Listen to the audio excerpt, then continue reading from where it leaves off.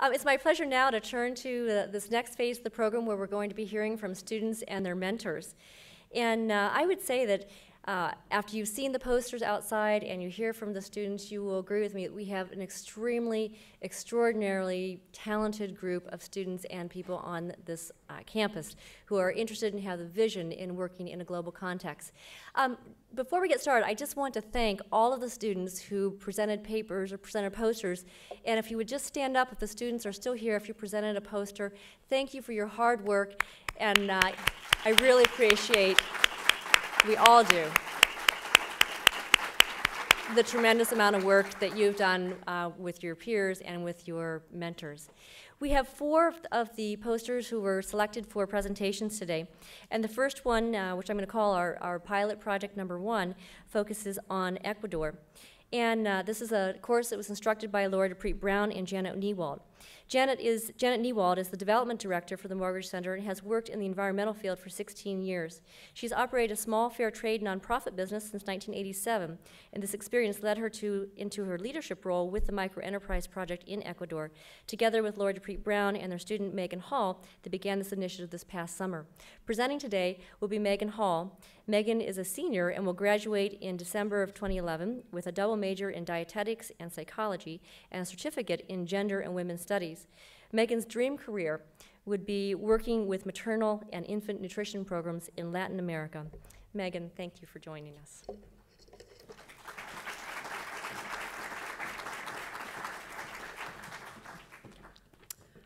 Well, thank you, Nancy. First, I just want to reiterate how excited I am to be here, a part of this developing global health community here in Madison, and how honored I am to be representing not only my group, but one of the many great projects here that you saw today during the poster session. And this beautiful picture here is not actually the community we worked in. It's a picture of Pijal, which is a local community that we were able to visit as well. So to begin, we started first through a long-standing relationship between Lori DePreet Brown and the community, as well as UW alumnus Dr. Frank Hutchins, who had worked with the community, La Calera, through the Global Health Institute. And the Sumac Muyo Women's Group from La Calera actually approached Lori with interest in developing their jewelry making into a micro-enterprise. And that's when Lori collaborated with Janet Niewald, who is an expert in sustainable Latin American artisan and sales products. And we also were very fortunate to have one of our students currently in the country who made a site visit to La Calera to do a few preliminary questionnaires and really determine that, yes, of course, the Sumac Muyo Women's Group was dedicated and determined to make this project happen. So from there, the students involved applied, and we came together from a variety of backgrounds, from nutrition to economics, and we all had interests in global health and community development. And here you can see one of the many group discussions that we participated in while we were in La Calera. So the community. As you can see, La Calera is a rural Andean village of about 1,500 people.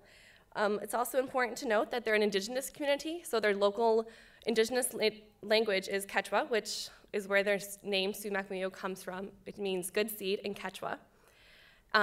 You can also see there's a very strong tradition of textiles and fabrics, with this huge, beautiful loom, and other traditions such as a traditional birthing practice.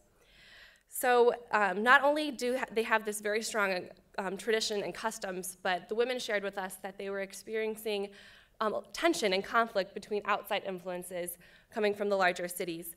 And they expressed some of these problems manifesting in single parents, alcoholism, domestic violence, and children that were in need of daycare because their parents often had to go to the cities for work.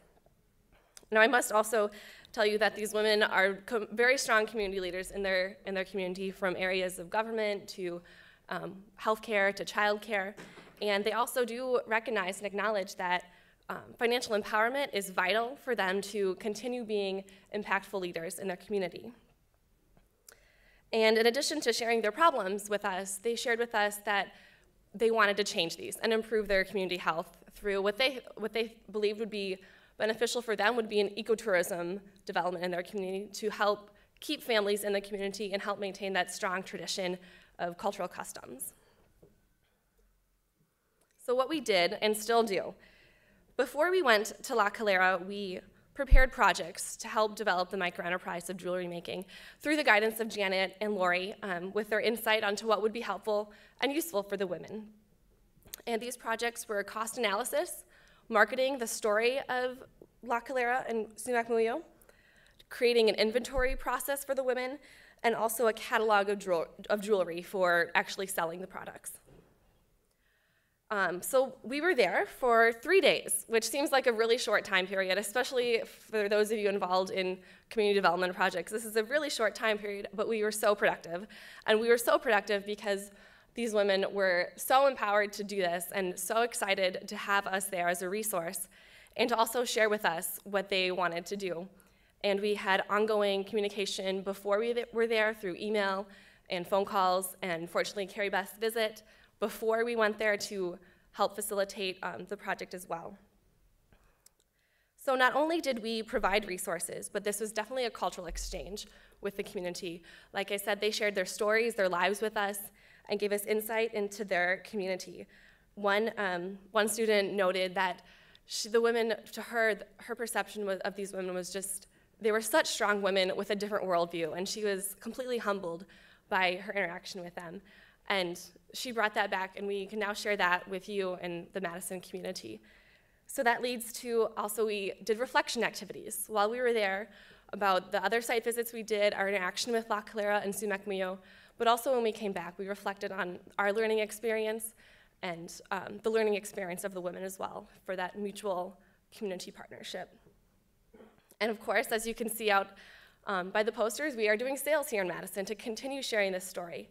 And not only are we doing sales here, but we have just had recent correspondence with Sumac Muyo that our work with them also improved their market in their own community as well. So they're giving back and improving their market where they live too. Our future goals. Of course, we want to maintain the beautiful relationship that we've connected and created with the Sumac Muyo Women's Group. And however, we do want to refocus our direct involvement with sales so that Sumac Muyo still works with the UW. However, they more independently work with their own jewelry clientele, which we also have just been notified that they have new clients in Chile that is of their own doing. It's not something that we are doing. So it's really great to see that the project that we were a part of is embarking off and becoming a very independent project in their own community. And additionally, we would like to continue our involvement to create and help with community development projects such as ecotourism and combating issues like domestic violence and alcoholism that they had expressed to us were problems in their community. And there's additionally a field course being planned for next summer, or other ideas to continue the project that we initially piloted this summer. And of course, we'd like to be a part of developing the WWD marketplace and continue selling the products to support the community development of this community, and also be a part of selling products for the other communities to continue these wonderful global community partnerships that this initiative is supporting. So with that, I encourage you all to continue supporting not only our project, but the other projects that are represented here today.